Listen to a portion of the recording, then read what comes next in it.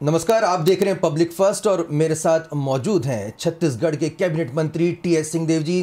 TS Singhdeo जी, आपका public first के इस खास स्टूडियो में बहुत बहुत स्वागत है। नमस्कार सतीश जी और सभी दर्शकों को भी प्रणाम। टीएस सिंहदेव जी, आप अभी अभी राहुल गांधी जी की भारत जोड़ो यात्रा में शामिल हुए हैं। किस तरह का अनुभव आपका रहा? अनोखा था। टीवी में तो ज़्यादा नहीं है कवरेज उसका देखने को मिल रहा है, लेकिन फेसबुक में, दूसरे यूट्यूब इत्यादि में थोड़ा बहुत देखने को मिलता था। तो एक झलक ही सी दिखती थी। चल रहे हैं, लोग हैं, उत्साह है, नारे हैं, बात कर रहे हैं, लोगों से मिल रहे हैं। वहाँ जाके देखने में वाकई में महसूस हुआ कि ये जो संकल्प है ये कितना गंभीर है और कितना कठिन है। रोज़ घड़ी देख के सुबह 6 बजे यात्रा प्रारंभ हो जाती है और पहली पाली करीब 14-15 किलोमीटर चलते हैं।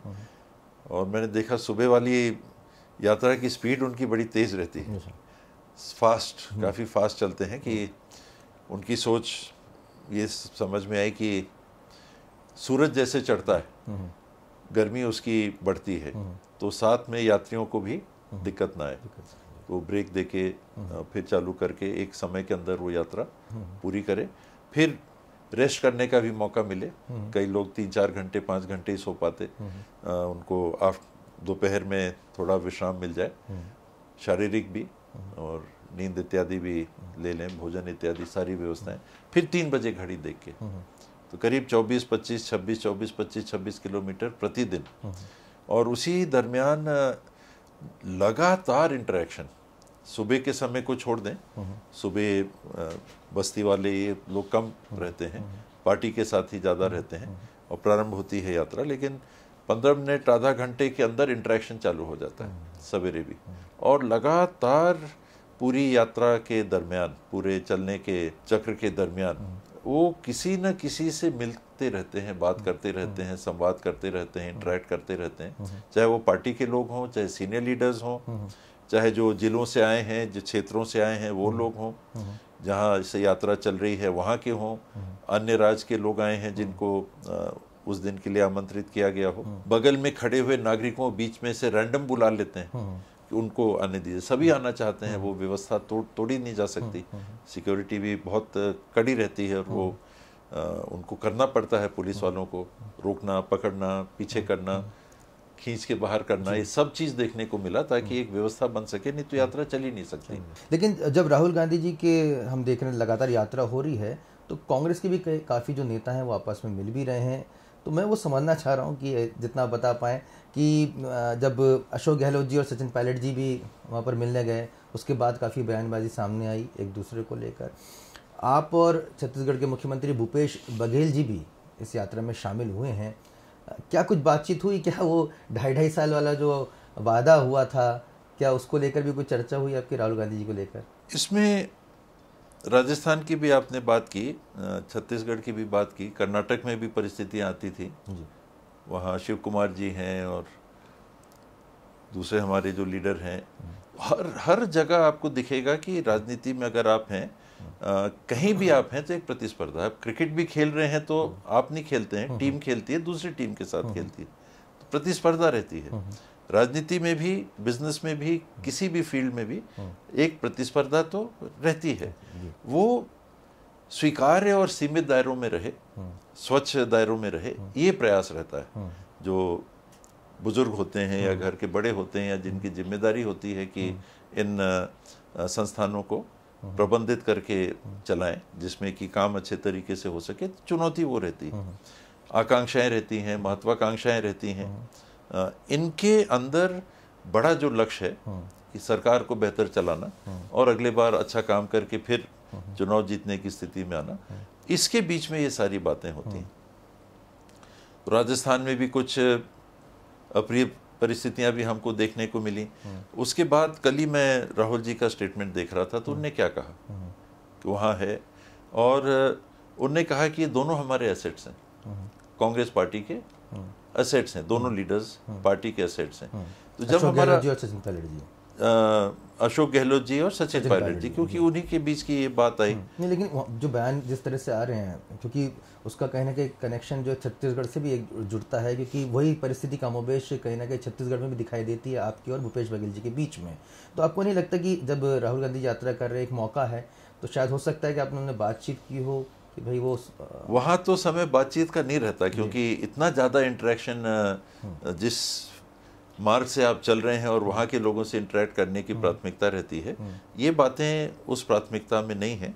लेकिन एक संदेश सबके लिए रहता है कि जब देश के बेहतरी के लिए हमारे लीडर इतने बड़े संकल्प को लेके निकल पड़े हैं, तो हम लोग को भी अपने गिरेबानों में झांक के देखना चाहिए कि ना केवल उनके लिए, हमारे लीडर के लिए, अपने सबके लिए भी, पार्टी के लिए भी और बड़ा देश के लिए, हमको हम लोग प्रदेश के हैं तो प्रदेश के लिए ऐसी परिस्थितियां बनानी चाहिए जिसमें कि लक्ष्य के प्रति बाधाएं कम से कम आए। लक्ष्य मतलब तो लोगों को मदद करने। चाह रहे हैं कि जिस पोजीशन के लिए आप कंटेंट कर रहे हैं, आप उसके लिए अब आप प्रेशर नहीं करेंगे, नहीं बोलेंगे, आप ये कहना चाह रहे हैं? कंटेंशन वाली बात नहीं है। सीएम की पोस्ट के लिए अपनी दावेदारी को क्या आप पीछे हट रहे हैं? पहले भी मैंने ये कहा कि जब चुनाव हुए तो 4 लोगों को दिल्ली बुलाया गया। मैंने कोई पहल नहीं की थी मुख्यमंत्री में मेरा नाम आए उसके लिए, ऐसा मौका ही नहीं लगा।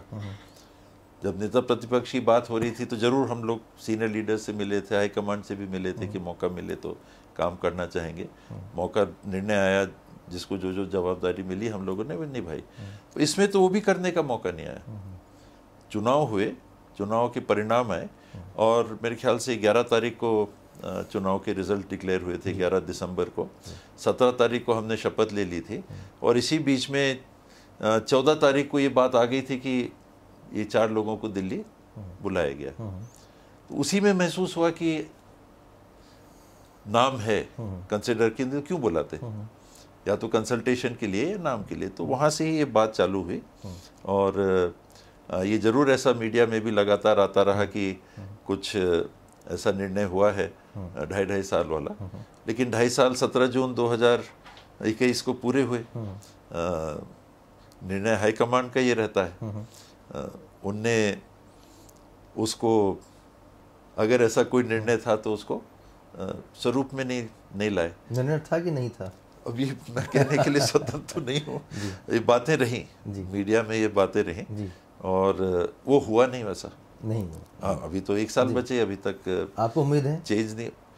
उम्मीद उस नाते तो हमेशा रहती है, किसी भी व्यक्ति को दिमाग खुला रखना चाहिए, संभावनाएं बनी रहती हैं। लेकिन टारगेट मैं पहला लेके चलता हूँ कि जो काम है उसको मेरे को अच्छे से अच्छा पूरा करना है।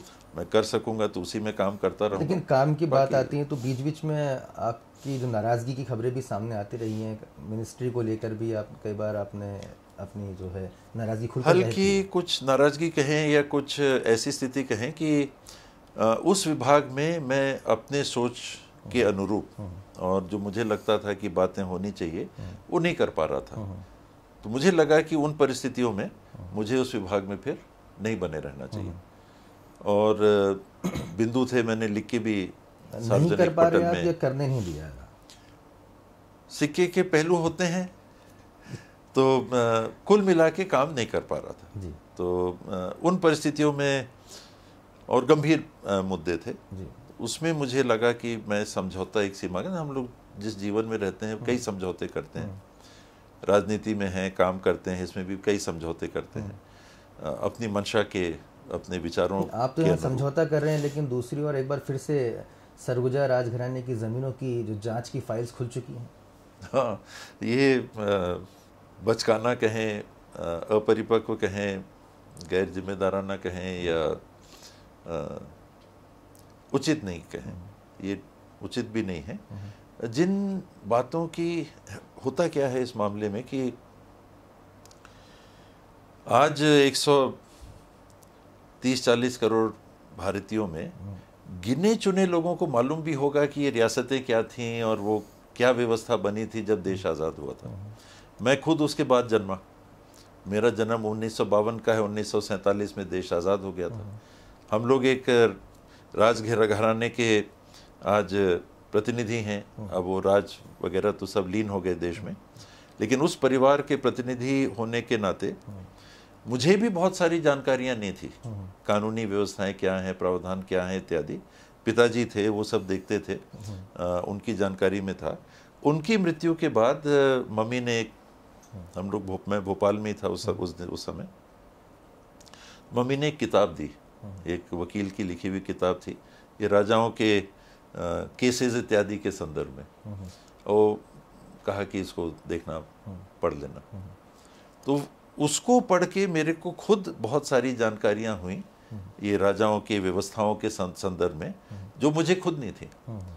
तो जब मैं उस परिवार का हूँ, मुझे खुद नहीं मालूम था 2001 तक, 2001 में डैडी की मृत्यु हुई, तो आम लोगों को क्या मालूम होगा? तो ये जो जांच बिठाई है वो अज्ञानतावश है या जानबूझकर? नहीं, ये तो जानबूझ के किया जा रहा है, लेकिन लाभ लिया जा रहा है अज्ञानता का। किसकी? कौन? जो विशेष शुभचिंतक हैं, कुछ लोग हैं जो विशेष शुभचिंतक है। पॉलिटिक्स में दर्शकों बिटवीन द लाइंस काफी कुछ रहता है, कई बार बिल्कुल सीधे सीधे नहीं बोला जाता है, और समझने वाली बात होती है।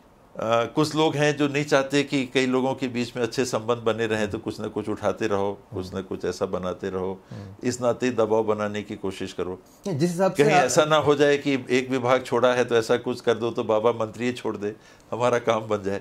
कई प्रकार की छोटी सोच वाले। सीधा सवाल और लूंगा यहाँ पर, क्योंकि आप बहुत स्पष्ट वक्ता भी हैं, कि टी.एस. सिंहदेव जी क्या खुलकर स्वीकार करते हैं कि कहीं ना कहीं आपको पॉलिटिकली घेरने की कोशिश लगातार की जा रही है विद इन द पार्टी? क्योंकि छन छन करते तो सामने आता है, लेकिन इसको खुलकर बोलने से हमेशा परहेज किया जाता है। और आपको लगता है कि अपनी ही पार्टी में कहीं ना कहीं बहुत ज़्यादा ये होता है, with in and outside the party दोनों होता है, और इसमें भी वैसे ही है। पार्टी के बाहर के लोग जो कुछ पहले अंदर थे, कांग्रेस में थे, लेकिन दूसरे ग्रुप के कहलाते थे, सरगुजा में, उनके परिवार वाले इन बातों को लगातार उठाते रहे, और आज विपक्ष में हैं, आज भाजपा के पार्षद हैं, तो भी वो एक लाइमलाइट लेने का प्रयास भी रहता है। कुछ लोगों की सोच रहती है कि ये बात करते रहो, तो जिनको लोग थोड़ा सा कहते हैं कि अब आगे बढ़ गए हैं, उनके बारे में बोलो तो हमको अपने आप प्रोमिनेंस मिल जाएगी। कुछ लोग ऐसी सोच के होते हैं, कुछ लोग टारगेटेड करते हैं कि इनको नुकसान पहुंचाना है, तो ये उठाओ। अब कहीं इनको एम्बैरेस करना है तो कहीं उठा दो। कभी आ जाएगा कि जान लेने की बात हो रही थी, कहीं कुछ आ जाएगा, कहीं कुछ आ जाएगा। तो राजनीति में जब आप रहते हो तो सीख लेते हो चलते चलते कि ये भी होता है राजनीति में। और शायद इन्हीं कारणों में से प्रमुख कारण ऐसे थे जिससे मुझे लगता है कि मैं राजनीति में फिट नहीं हूँ, और राजनीति से मुझे बहुत परहेज था। बाहर से हम लोग देखते थे कई चीज़ें, और आपसे भी ये बात साझा पहले भी की कि मैं रिलक्टेंट एंट्रेंट पॉलिटिक्स में रहा, मैं राजनीति पसंद नहीं आती थी, बड़े उपयोग के काम लेकिन ऐसी स्थिति में जब टी.एस. सिंहदेव जी जब राजनीतिक टसल चल रही हो, तो आपके समर्थक भी हैं, वो चाहते हैं कि आप खुलकर सामने आए, क्योंकि हर व्यक्ति चाहता है उसका लीडर जो है वो सर्वोच्च पद को हासिल करे। आप अपने समर्थकों को क्या कहेंगे इस दौरान? एक तो मैं हमेशा खुद को भी अनुशासन में बांध के रखता हूँ कि एक दायरे में रहना चाहिए। और मुझे याद है कि पहला चुनाव में जब 2008 में जीता था तो बमुश्किल 1000 वोट से जीता था, 1000 से कम। मुझे लगता था 15-20 हज़ार से। बहुत बुरा आदमी नहीं हूँ, बहुत बुरा नहीं किया है, लोगों के बीच में काम किया है, नगर पालिका में अभी बात हो रही थी, काम किया है, लोग जानते हैं, पहचानते हैं, समझते हैं। पर मुझे बहुत दिक्कत गई उस चुनाव में, बस जीत ही पाया। तो पार्टी के अंदर के भी लोगों का उसमें हाथ था, बाहर वाले तो कोशिश कर ही रहे थे। उस चुनाव ने मुझे बताया कि बहुत सारी चीज़ें और भी होती हैं, लोगों से कांटेक्ट की बात होती है, परसेप्शन की बात होती है, बहुत सारी चीज़ें हैं जो चुनाव में प्रभाव करती हैं। उस चुनाव के बाद मेरे साथ के प्रमुख एक साथी हैं, उन्होंने कहा कि बाबा आपको कुछ नहीं आता राजनीति वगैरह, आप चलो जशपुर, दिलीप सिंह जूदेव से ट्रेनिंग लो। अब दिलीप एकदम बोल्ड वाले दबंग लीडर, अपन मेरा तरीका लोग कहते हैं सॉफ्टवेयर है, मैं अपने नेचर के हिसाब से काम करता हूँ। और मैंने उनको ये कहा कि देखिए जो भी है, मेरा जो भी स्वभाव रहा है, आखिर तो लोगों ने मुझे फिर भी मौका दिया ही ना। वो कहते हैं कि नहीं कुश्ती वाला हो गई तभी हम उसको राजनीति में सपोर्ट करेंगे। जो लड़ेगा, पटकेगा, दूसरे सामने वालों को गिराएगा, पटकन ही देगा, ऐसा दिखेगा कि हावी है हर तरीके से, वही लीडर है, दूसरा कोई लीडर नहीं। तो मेरे स्वभाव के व्यक्ति को जगह नहीं मिलती, तो मैंने भी अपना स्वभाव नहीं बदला, लोगों ने भी मुझे स्वीकार किया। और पिताजी के डेथ के बाद मम्मी ने भी कुछ दिन में उसके पहले राजनीति छोड़ दी थी। आखिर मेरे को वो जिम्मेदारी राजनीतिक कहें, अपने साथियों के लिए कहें, मेरे को निभानी पड़ी और उनने साथ दिया। लेकिन बाबू, आपको नहीं लगता कि आपका यही जो सॉफ्ट जो स्वभाव है या विनम्र जो स्वभाव है, उसकी वजह से कहीं ना कहीं अब जो राजनीतिक विरोधी हैं वो आप पे हावी हो जाते हैं? जो लोग, या आपको जो हक मिलना चाहिए जैसा वो आप नहीं हासिल कर पाते? दिलीप सिंह जोदेव का ही उदाहरण लीजिए, बोल्ड माने जाते थे, मुख्यमंत्री बने नहीं, बन पाए। उनकी पार्टी के अंदर भी षड्यंत्र थे और भी षड्यंत्र थे, जो भी रहा हो या परिस्थितियां थी, वो बने नहीं बने। तो केवल आपका स्वभाव, आपको आप बोल्ड ही होगे तभी लीडर बन सकते हो, मैं उसको नहीं मानता। दो सवालों में लेना चाहूँगा। अगला चुनाव छत्तीसगढ़ में 2023 में भूपेश बघेल जी के चेहरे पे लड़ा जाएगा? वो पार्टी हाईकमांड निर्णय लेगी बस। अभी नहीं, अमूमन जो मुख्यमंत्री उस समय रहते हैं, अमूमन यही ट्रेंड रहता है कि उनकी अगुवाई में ही चुनाव लड़ा जाता है। कम ऐसा होता है कि सीएम भी हैं लेकिन फेस डिक्लेयर ना हो जी, ऐसा कम होता है। तो अभी जो 1 साल का वक्त बाकी बचा है, आपको लगता है कि कुछ चेंजेस हो सकते हैं? आला कमान को शायद उनके वायदे की याद आ जाए? मैं वायदा तो नहीं कहूँगा, चर्चाएं रही हैं। ऐसा हो ही नहीं सकता कि अगर ऐसी चर्चाएं हो तो उनके तक ना आता हो कि भाई हमने तो कोई बात नहीं की, मीडिया में कैसे चल रहा है। तो हो ऐसी बात तो वो उनकी जानकारी में होगी, पर निर्णय उनको करना है। घर में अगर आपने किसी को बड़ा माना तो फिर उनके हिसाब से आपको भी चलना चाहिए। घर में आपको अगर रहना है तो उनके हिसाब से आपको चलना है। वो ये मेरा काम करने का तरीका है। उसको लोग, कुछ लोग कहते हैं आप रिएक्ट नहीं करते। मान लीजिए कि मैं रिएक्ट किस बाबत करूं? आप मेरे घर के मुखिया हो, मैं आपसे मिलता हूं, मैं आपसे मिलके जब बात होती है तो आप मेरे को कुछ कहते हैं, तो वो तो मेरे और आपके बीच में है। मैं उसको माइक से अनाउंस भी नहीं कर सकता और सामने वाले को पता नहीं मेरी आपसे क्या बात हुई। वो कहते लड़ते क्यों नहीं हो? मैं किससे लड़ूं? जब मेरे घर के बड़े से मेरी बात हो रही है तो उनको मालूम है उनने क्या बोला, मेरे को मालूम है उनने क्या बोला, सामने वाले को नहीं मालूम है क्या बोला, मैं बोल नहीं सकता है कि उनने क्या बोला, मैं क्या लड़ूं? ये परिस्थिति कई बार लोग शायद समझ नहीं पाते या भाप नहीं पाते या सोचते हैं कि ऐसा करते तो ऐसा हो जाता। मुझे नहीं लगता कि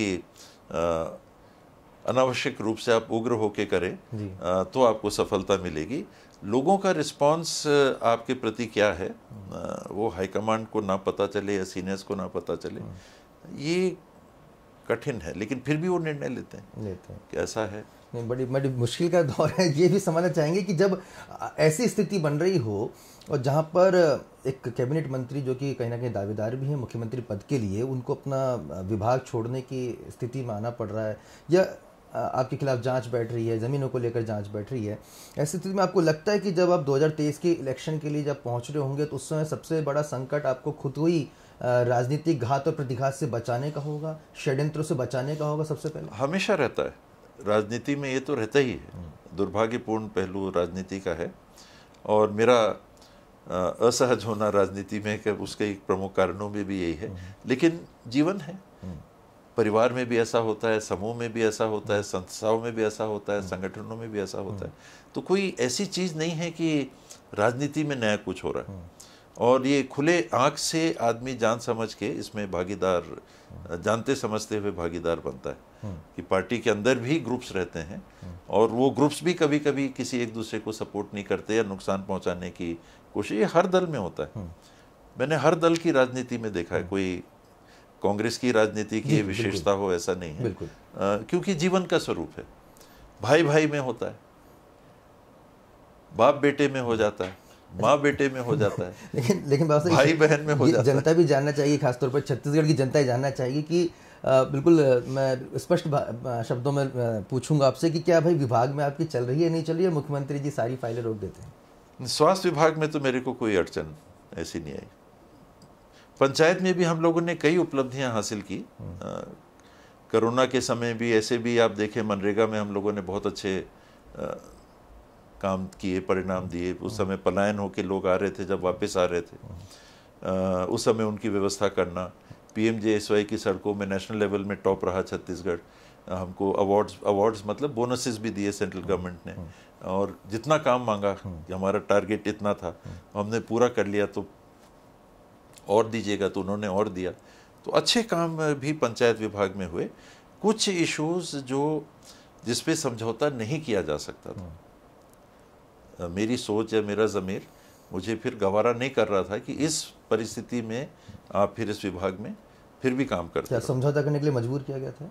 वो परिस्थिति वैसी थी, परिस्थिति ऐसी बन गई थी कि मैं उन परिस्थितियों में स्वास्थ्य विभाग में, GST विभाग में मैंने ऐसा कुछ महसूस नहीं किया। बहुत बहुत शुक्रिया TS सिंहदेव जी, हमसे हमेशा की तरह खुलकर बातचीत करने का। और काफ़ी हम कोशिश करते हैं कि सीधे सपाट सवाल पूछें, लेकिन उतनी ही आप कहा जा सकता है कि सहजता से, उतनी स्पष्टता से और उतनी सौम्यता से हमेशा की तरह आप जवाब देते हैं। आपका बहुत बहुत शुक्रिया। आगे भी हम आपसे चर्चा करते रहेंगे। दर्शकों, पॉलिटिक्स फर्स्ट के इस खास एपिसोड में फिलहाल इतना ही। आपको ये प्रोग्राम कैसा लगा आप हमें ज़रूर बताइएगा। देखते रहिए पब्लिक फर्स्ट। नमस्कार।